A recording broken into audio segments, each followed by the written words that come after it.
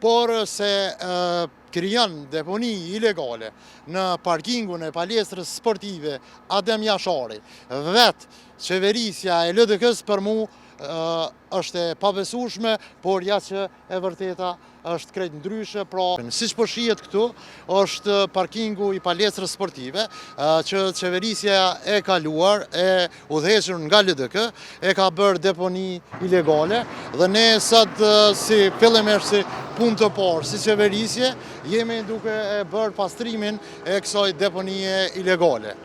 Me të vërtet, ne do të nisim edhe kallëzim penal ndaj atij që e ka bërë këtë deponi në këtë parking i cili, siç po shihet, është i asfaltuar dhe ka kushtu sigurisht me qindra mijëra euro dhe qeverisja e kaluar e LDK-s e ka dëmtuar. Për mu, çdo deponi ilegale është e çuditshme dhe i bëj thirrje qytetarëve që mos krijojnë deponi ilegale në komunën në territorin e komunës së Obiligjit, por se krijon deponi ilegale në parkingun e palestrës sportive Adem Jashari. Vetë qeverisja e LDK-s për mu është e pabesueshme, por ja që e vërteta është krejt ndryshe. Pra, LDK-ja ka kriju deponi ilegale në parking.